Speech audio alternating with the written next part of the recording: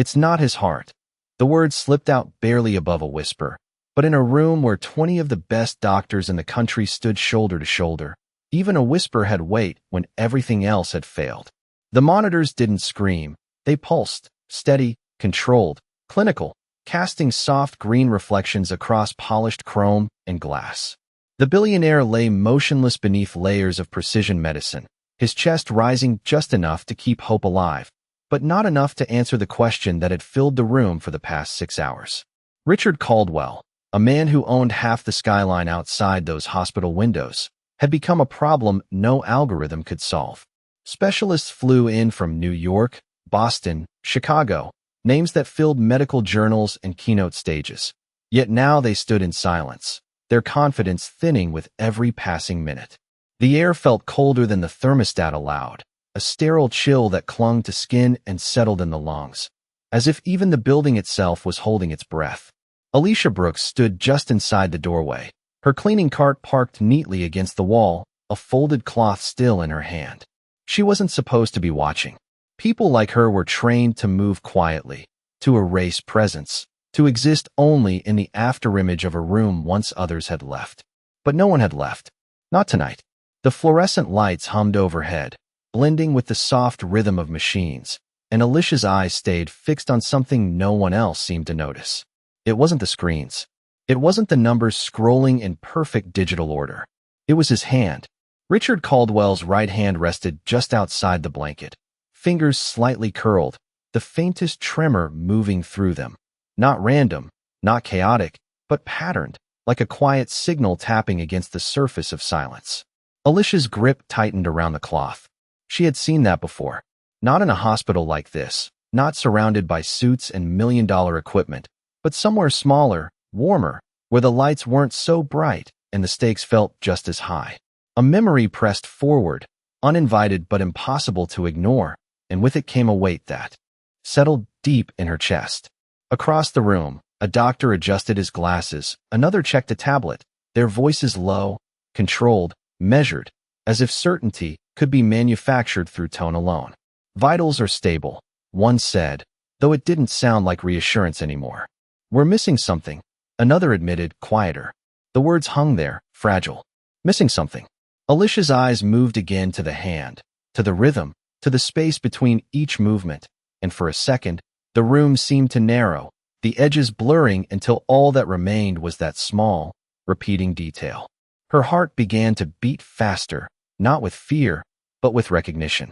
She took a step forward before she could stop herself, the soft squeak of her shoe against the polished floor cutting through the controlled silence like a ripple across still water. A few heads turned, not fully, just enough to register disruption. She hesitated, feeling the weight of every unspoken rule pressing down on her shoulders. Stay quiet, stay invisible, stay in your place. But the rhythm didn't stop, and neither did the feeling building inside her. It's not his heart, she said again, this time a little stronger, though her voice still carried that quiet edge of uncertainty that comes from stepping beyond permission. For a moment, nothing moved. The monitors continued their steady glow, the city lights flickered far below, and the room held that fragile pause where something either breaks or changes. The silence did not break all at once. It shifted, subtle and uneasy, like a room adjusting to a sound it did not expect to hear. A few of the doctors turned their heads fully now, their attention no longer divided between screens and speculation, but focused, briefly, on Alicia Brooks. She stood still, the cleaning cloth now clenched in her hand, her posture caught between stepping forward and stepping back, as if the weight of her own voice had surprised her. No one responded immediately. The machines continued their quiet rhythm, the steady pulse of controlled life support filling the space where certainty used to live. One of the senior physicians, a tall man with silver hair and a badge that carried more authority than introduction ever could, glanced at her only for a second before looking away, dismissing the interruption with the kind of practiced indifference that came from years of being the smartest person in every room. "We have ruled out cardiac causes," he said calmly, his tone directed more toward his colleagues than toward her, as if her words had not earned the right to be answered. Another doctor adjusted the settings on a nearby monitor, the soft clicking of buttons punctuating the tension. Neurological scans are inconclusive, a younger specialist added, his voice careful, precise, but edged with frustration. Alicia swallowed, her eyes moving again to Richard Caldwell's hand. The tremor had not stopped. If anything, it had become more defined, more deliberate, like a message repeating itself because no one had listened the first time. She took a slow breath, the sterile air filling her lungs, and for a moment she hesitated again. She could feel the invisible line she was not supposed to cross, the quiet understanding that her role ended at the doorway, that her presence was meant to fade, not to speak. But the memory did not fade with it. It stayed, sharp and insistent, layered over what she was seeing now. The same pattern, the same pause between movement, the same stillness that followed, heavy with something no machine could measure. "It is the pattern," she said, her voice steadier now, though still soft against the weight of the room. This time, someone reacted. The younger doctor looked up, his brows pulling together slightly, curiosity flickering for just a second before caution pushed it back down. "Excuse me," he said, not unkind, but clearly unsure why he was asking. Alicia shifted her weight, her gaze never leaving the patient. "His hand," she said, nodding slightly toward the bed. "It is not random. It repeats. Every few seconds. Like something is triggering it." The words felt too simple the moment they left her mouth, too small to stand against the complexity of everything else in the room. A quiet murmur moved through the group, not agreement, not dismissal, just the sound of professionals acknowledging that something had been said. The senior physician exhaled slowly, the kind of breath that carried patience worn thin. "We are monitoring all motor responses," he replied, still not looking directly at her. "Nothing significant has presented." Alicia's fingers tightened around the cloth again, the fabric twisting under pressure. She could feel the familiar pull of stepping back, of letting the moment pass, of allowing the room to return to what it had been before she spoke. That was how it always worked. That was how it was supposed to work. But the rhythm did not stop, and neither did the feeling that came with it. Her voice came again, quieter, but firmer. "It is not just movement," she said. "It is timing." This time, the younger doctor did not look away. He glanced at the hand, really looked at it now, his focus narrowing as if a lens had just adjusted. For a second, the room shifted again, the certainty cracking just enough to let something else in. But before that moment could grow into anything more, a voice from the far side of the room cut through, sharper, controlled, carrying the authority that did not need to raise itself to be heard. "This is a restricted area," the hospital administrator said, stepping forward with measured precision. His eyes landed on Alicia, not with anger, but with a kind of polished firmness that left no room for negotiation. "Ma'am, you need to step back and allow the team to continue their work." The words settled over the room like a final decision, restoring order, restoring hierarchy, restoring the invisible boundaries that had been crossed. Alicia felt the weight of it immediately, pressing down on her shoulders, pulling her back toward the door where she belonged. She nodded once, a small, controlled motion, and took a step backward. But even as she moved, her eyes stayed on the hand, on the rhythm, on the quiet signal that still no one fully understood. And in that space between being dismissed and disappearing, the doubt she had introduced did not vanish. It lingered, faint but present, like an echo waiting for someone else to hear it. The door closed behind Alicia with a soft click that sounded louder than it should have, sealing her out of the room as if the decision had been final long before she ever spoke. The hallway stretched ahead of her, wide and polished, the overhead lights casting long reflections across the floor that seemed to move as she did. She pushed her cleaning cart forward slowly, the wheels humming faintly against the tile, but her mind had not left the room. It stayed there, fixed on the image of Richard Caldwell's hand, on the rhythm that had repeated with quiet persistence, on the space between each movement that felt too deliberate to ignore. She stopped near a large glass panel that looked back into the intensive care unit, just far enough away to remain unnoticed, but close enough to see. Inside, the room had already reset itself. The doctors moved with renewed purpose, their conversations low and focused, as if the interruption had been absorbed and filed away without consequence. But something had changed. It was subtle, almost invisible, yet it was there. The younger doctor who had looked up before was now watching the patient differently. His posture had shifted, his attention narrowing not just to the monitors, but to the body itself. Alicia's breath slowed as she watched him glance at the hand again, then at the screen, then back again, as if trying to align two pieces of information that did not quite fit together. The senior physician remained composed, issuing instructions with quiet authority, but even his movements carried a slight hesitation now, a fraction of a second longer before each decision, as if the certainty he relied on had developed a small but noticeable crack. Alicia rested her hand lightly on the edge of her cart, the cool metal grounding her as the memory she had tried to hold back finally pushed forward completely. It had not been a hospital like this. It had been smaller, older, the kind of place where the paint on the walls had faded unevenly and the waiting room chairs creaked when you sat down. Her son had been lying there, his small hand resting just like that, fingers twitching in a pattern no one else seemed to see. She had tried to explain it then too. She had pointed it out, her voice tight with urgency, her words simple because she did not have the language they expected. They had nodded politely, told her they were monitoring everything, told her they had it under control. The memory did not come with anger anymore. It came with clarity, the kind that settled deep and stayed there, shaping how you saw things long after the moment had passed. Alicia blinked slowly, pulling herself back to the present, but the connection remained, strong and undeniable. Inside the room, the younger doctor stepped closer to the bed, his hand hovering for a moment before he gently adjusted the position of Richard Caldwell's arm. The movement revealed the tremor more clearly, the pattern easier to see now that someone was actually looking.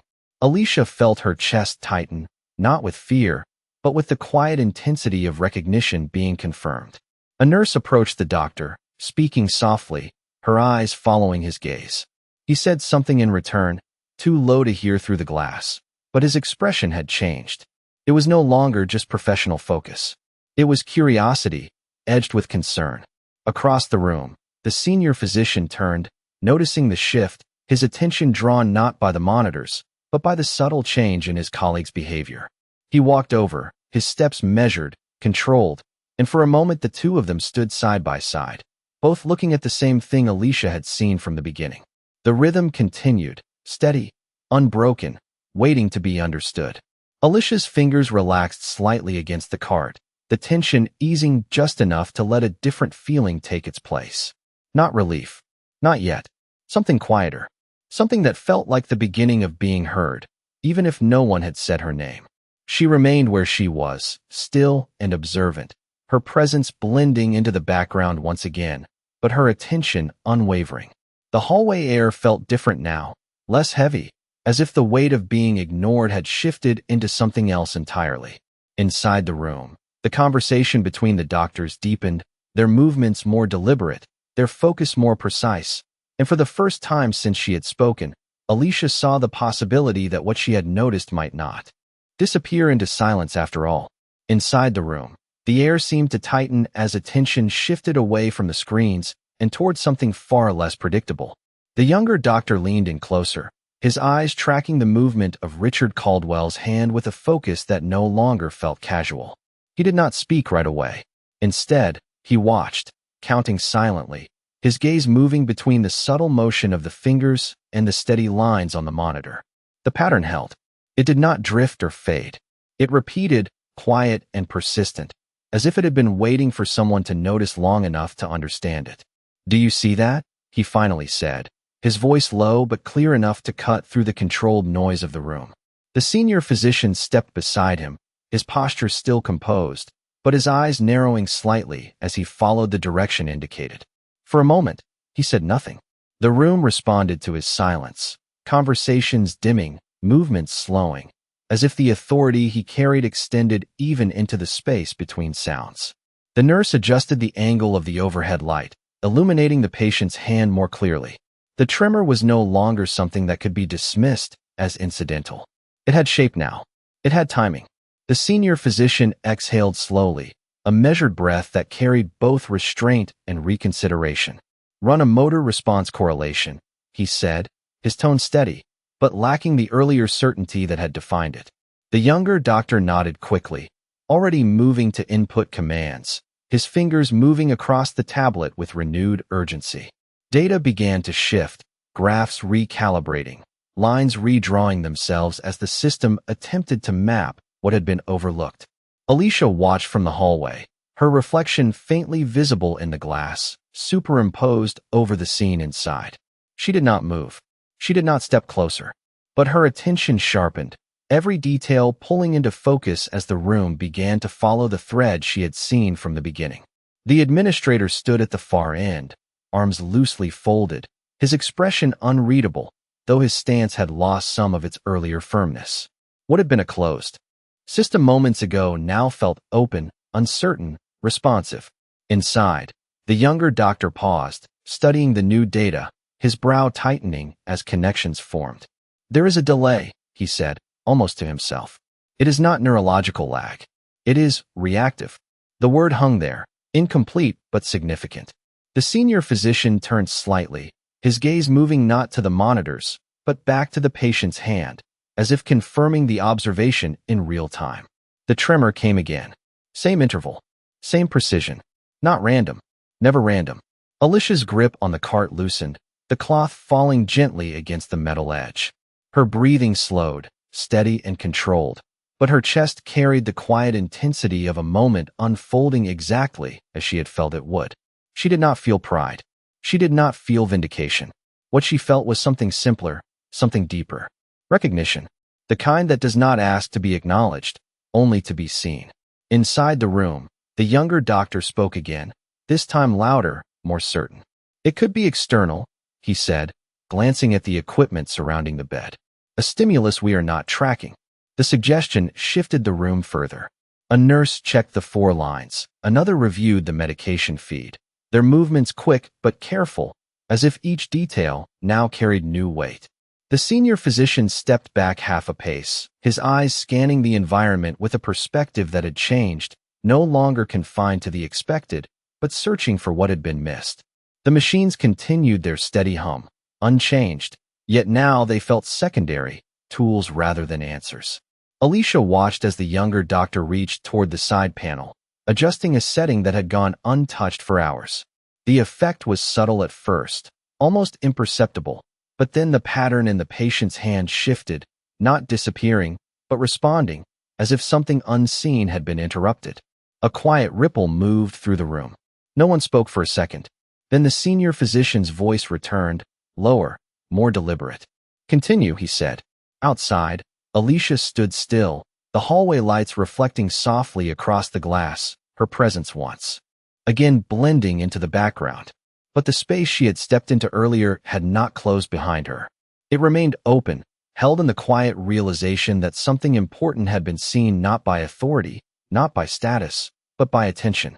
And inside that room, for the first time, the difference began to matter. The shift did not come with noise or celebration. It came with precision, quiet and controlled, like a correction being made in real time. Inside the room, the younger doctor adjusted the external stimulation parameters again, his eyes fixed on the patient's hand, as if it were now the most important signal in the entire system. The tremor responded almost immediately, not disappearing, but changing, its rhythm disrupted just enough to confirm what had only been a theory seconds before. "There," he said, his voice sharper now, carrying a certainty that had been missing all night. "It is reacting to the input." The nurse beside him leaned in, her attention fully aligned, her earlier routine replaced with focused urgency. "That means it is not originating internally," she replied, her tone steady but edged with realization. Across the room, the senior physician stepped closer, his composed demeanor still intact, but no longer untouchable. He watched the pattern again, then the monitor, then back to the hand, aligning observation with data in a way he had not needed to before. The system they trusted had not failed, but it had not been enough. "Trace the source," he said, his voice lower now, deliberate, stripped of assumption. The instruction moved through the room instantly. Equipment was checked again, not for malfunction, but for influence.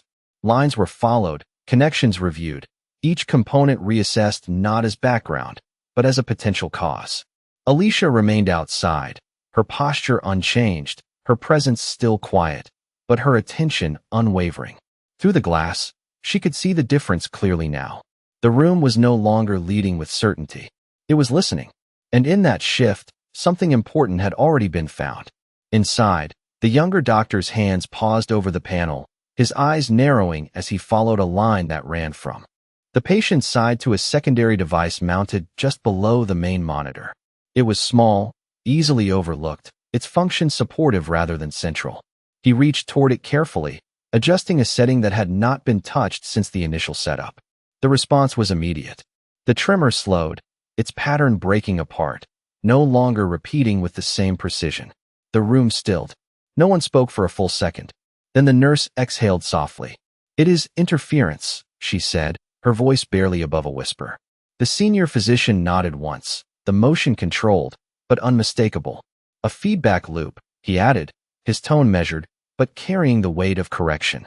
"It has been amplifying a response we did not recognize." The words settled over the room, not as failure, but as clarity. The kind that comes only after something has been missed and then found again. Alicia's fingers relaxed completely now, the cloth slipping from her hand and resting against the cart. Her breathing remained steady, but there was a quiet release in her chest.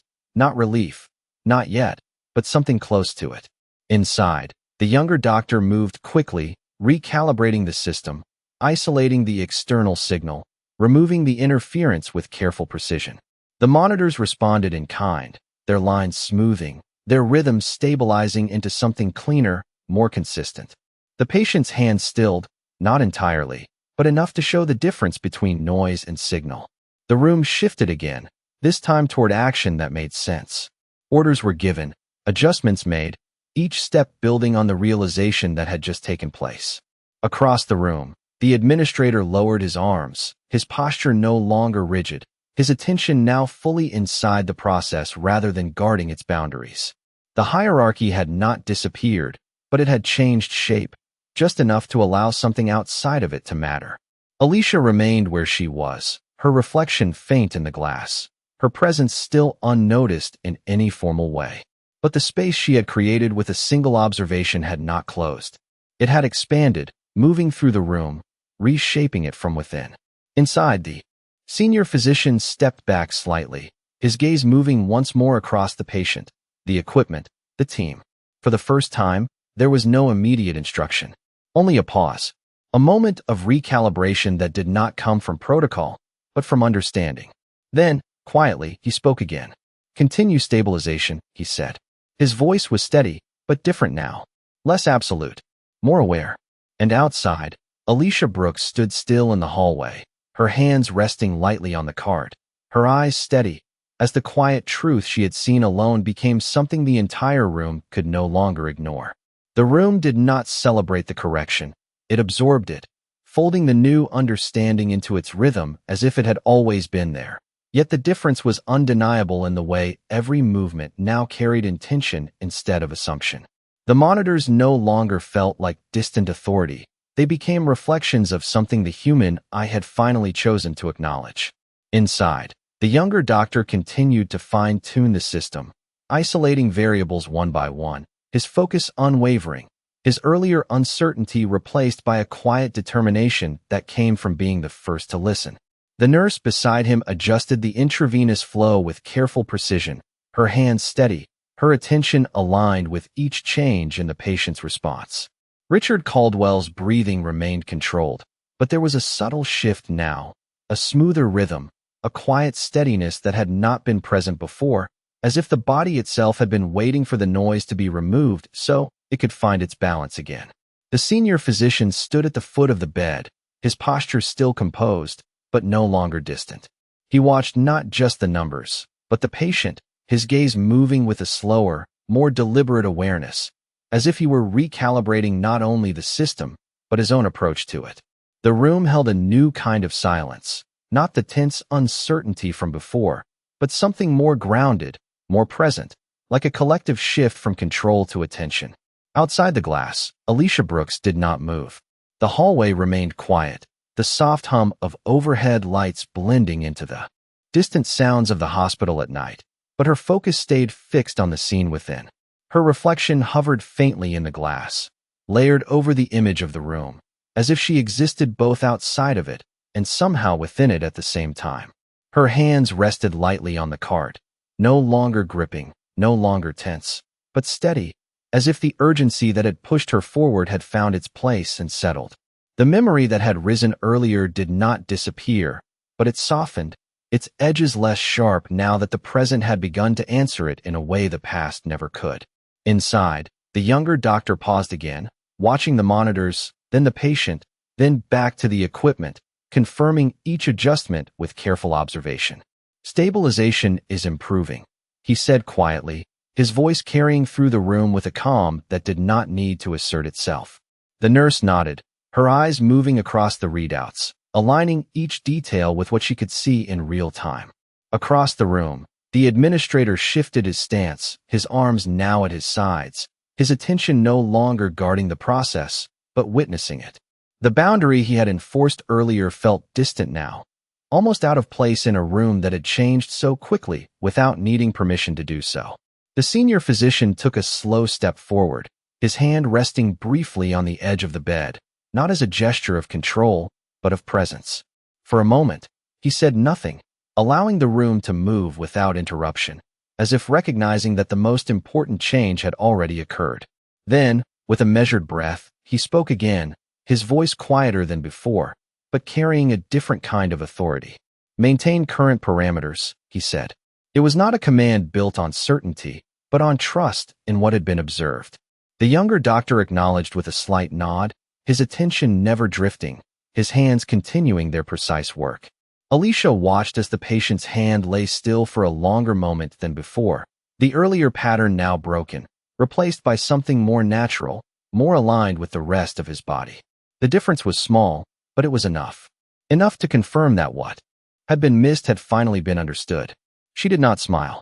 She did not react outwardly at all. But inside, something quiet shifted, not a release, but a recognition that what she had carried alone for so long did not have to remain unseen this time. The hallway air felt lighter, not because anything dramatic had happened, but because something subtle had been corrected, and in that correction, a different kind of balance had been restored. Inside the room, the team continued their work, no longer searching blindly, but moving with purpose, guided by something they had not been trained to look for, but now could not ignore. And just beyond the glass, Alicia Brooks remained still, her presence quiet, her role unchanged in title, but no longer invisible in meaning, as the space between what is seen and what is understood finally began to close.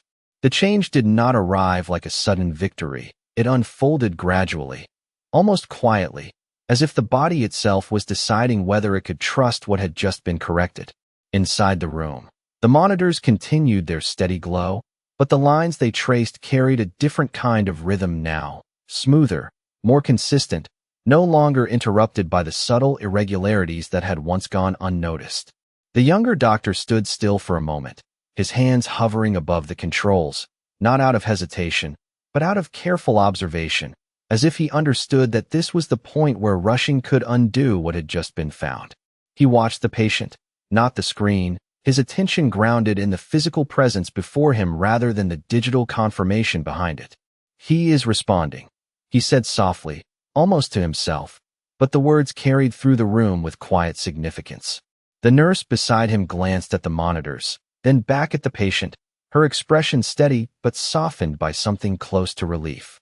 "Oxygen saturation is holding," she added, her voice calm, the tension that had filled it earlier now replaced with measured confidence.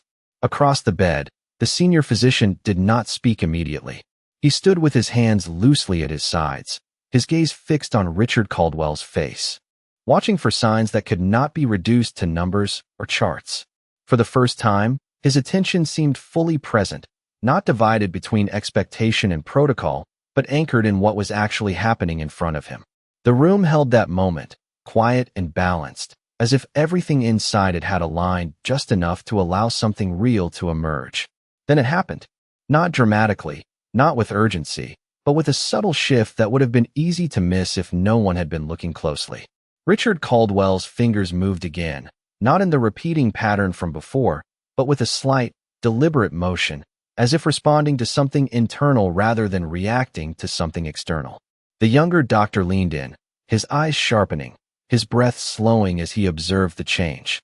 "That is voluntary," he said, his voice steadier now, carrying a certainty that had been built step by step, not assumed. The nurse nodded, her gaze fixed, her posture leaning forward just slightly, as if drawn closer by the significance of the moment. The senior physician took one small step forward, his expression controlled, but his eyes reflecting something deeper than clinical focus. He watched as the patient's breathing shifted again, the rhythm becoming more natural, less assisted, the body beginning to reclaim its own balance. It was not a full recovery, not yet, but it was unmistakable. The difference between sustaining life and returning to it had begun to take shape. Outside the glass, Alicia Brooks remained still, her reflection faint against the scene unfolding within. She saw the change the same way she had seen the pattern before, not as a dramatic event, but as a quiet truth becoming visible. Her chest rose slowly with each breath, steady and controlled, but there was a warmth now, subtle and contained, spreading through her in a way that did not demand expression. She did not step forward. She did not call attention to herself. She simply watched, her presence grounded, her awareness complete. Inside the room, the younger doctor reached for the chart, his movements precise, his mind already moving ahead, connecting what had been corrected to what needed to come next. "We need to maintain isolation on that channel," he said, his voice clear, now carrying authority that came not from rank, but from understanding. The senior physician turned his head slightly, acknowledging the statement with a brief nod, a gesture that held more weight than any spoken agreement. For a moment, the room paused again, but this time it was not out of uncertainty. It was recognition. Recognition that something important had shifted, not just in the patient, but in the way the room itself had learned to see. The administrator stood near the back, his posture relaxed now, his earlier firmness replaced by a quiet attentiveness. He glanced briefly toward the glass, his eyes passing over Alicia without stopping, but the distance between being unseen and being irrelevant had already changed. Inside, Richard Caldwell's hand moved once more, this time with a slight tightening of the fingers, controlled, intentional, a response that no machine could generate and no system could predict.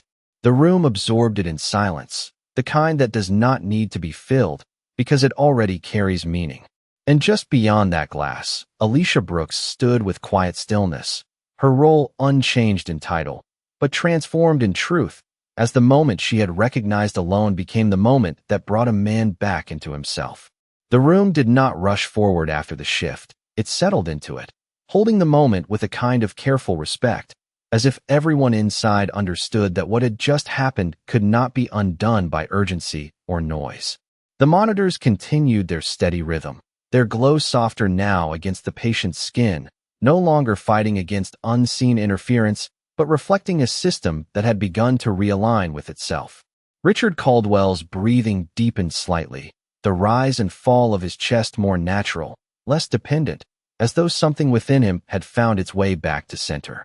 The younger doctor stepped back half a pace, his eyes still fixed on the patient, but his posture easing for the first time since the correction had begun. He did not speak immediately. He did not need to. The change was visible, measurable, undeniable. The nurse beside him adjusted the blanket gently, her movements quieter now, less mechanical, more attentive, as if the patient had shifted from a case to a person in that single span of time. Across the room, the senior physician exhaled slowly, the kind of breath that carried acknowledgement without needing to name it. His gaze moved once more across the equipment, the monitors, the team, and finally settled on the patient again.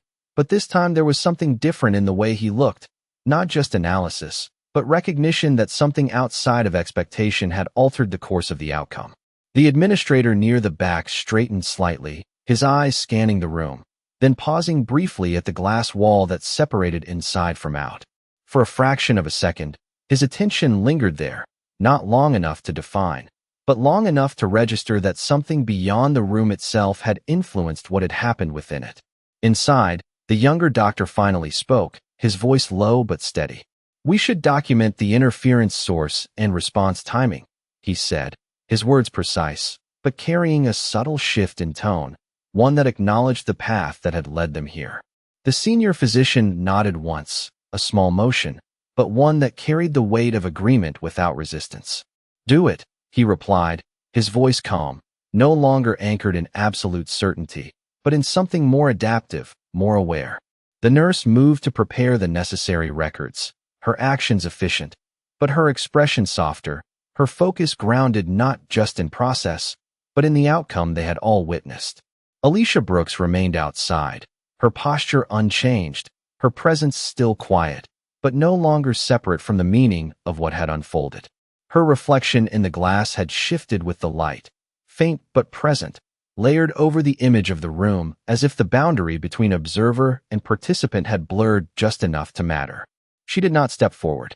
She did not speak, but her eyes remained steady, following the movement inside with the same clarity that had guided her from the beginning. Inside, Richard Caldwell's fingers moved.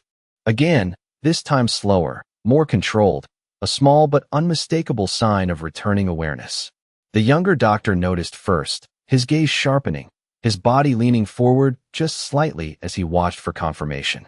"He is initiating response," he said quietly, the words measured, but carrying a quiet sense of significance that spread through the room without needing to be repeated. The senior physician stepped closer, his attention fully engaged, his earlier distance replaced by presence. He observed the movement, then the patient's breathing, then the monitors, aligning each piece not as isolated data, but as part of a single, unfolding reality. The room held that moment together, not as a collection of individuals, but as a shared recognition that something had shifted in a way none of them had predicted. The administrator lowered his gaze briefly, then lifted it again, his posture no longer rigid, his role no longer defined by control, but by observation.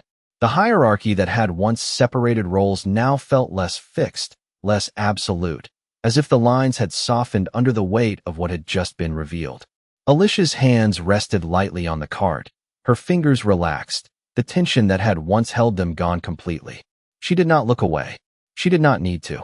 The truth she had seen had moved beyond her, carried into the room, into the decisions, into the outcome itself.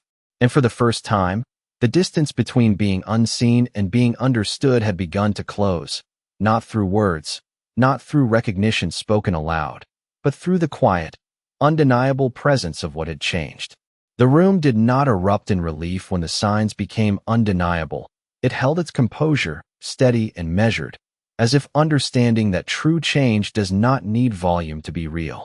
The monitors continued their calm rhythm, each line now tracing a pattern that aligned with the body rather than correcting it, and in that quiet alignment, something deeper settled into place.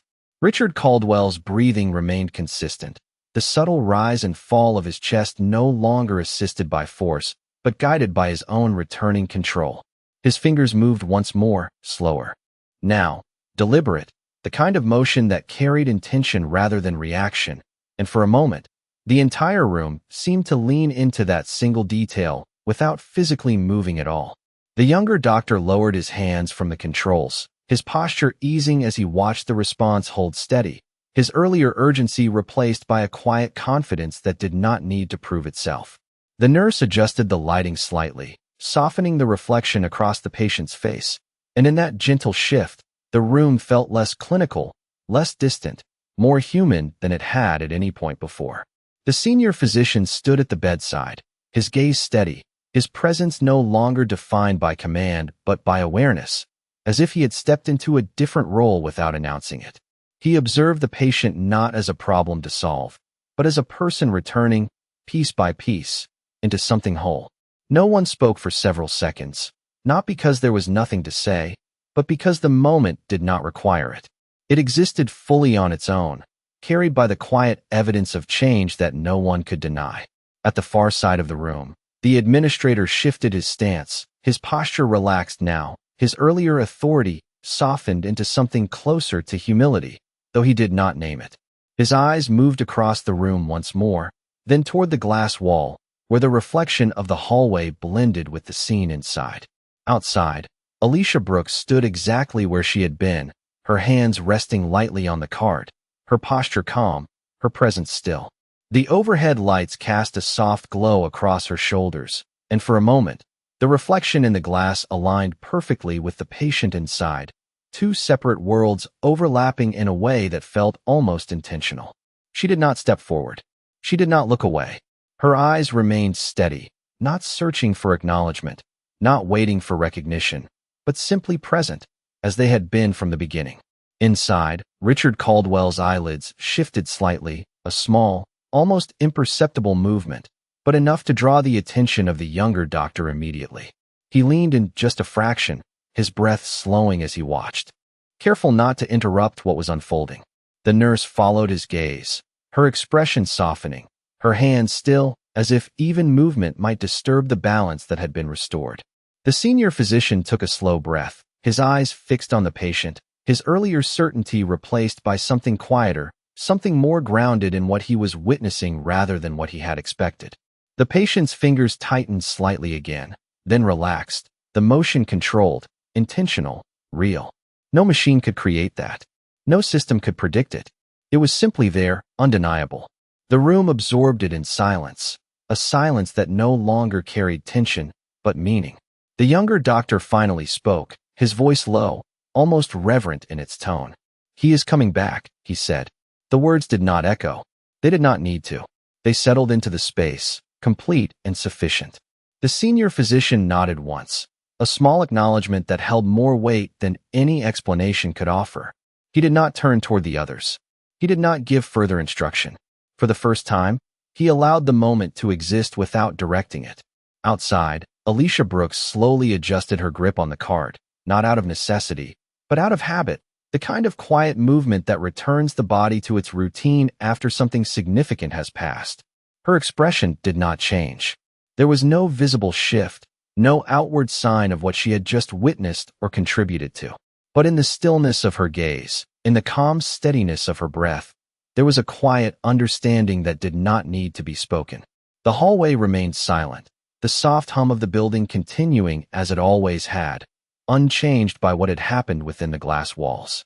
Alicia turned slightly, guiding the cart forward, the wheels moving smoothly across the polished floor, the sound soft and unobtrusive. She did not look back immediately. She did not wait for anyone to call her name. The moment had already completed itself. Inside the room, Richard Caldwell lay still, but no longer distant, no longer unreachable. The space between observation and understanding had closed, not through force, not through authority, but through attention.